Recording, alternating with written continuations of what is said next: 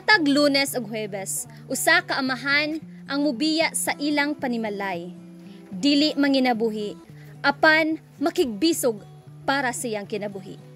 Sakripisyo, paglaom ang iyang armas matag biyahe, lakip na niini ang pagpaningkamot. Kini ang sugilanon ni Tatay Basilio. Bana amahan sa upat ka mga anak ug usa ka pasyente nga nagtinguha og laing higayon sa kinabuhi.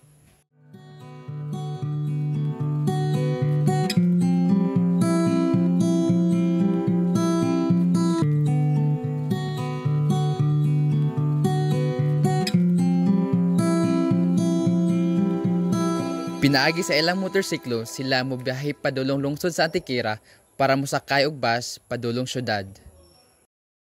Ang biyahe padulong sa hospital naglangkob og oras ug kapoy. Sa matag adto og pauli, gasto sa kwarta, panahon ug kusog.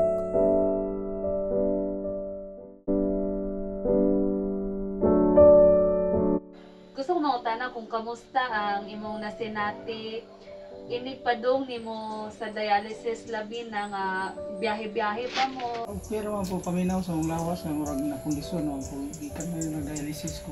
Usahay nagyoy time nga murag mo banhod na kuan magtak.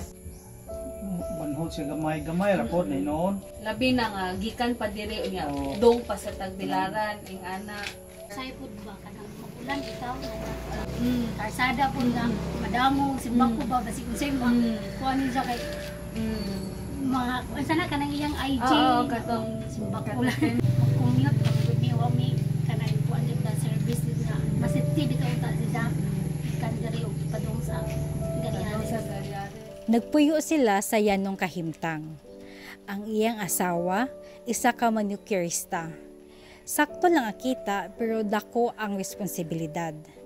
Matag adlaw mudong sila para magpadialysis, ang ilang hunahuna puno og pangutana.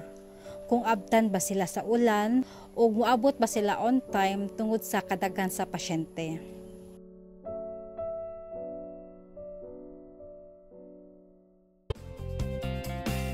Walay Pilipino angay makigbisog ingon ani alang sa kahimsog.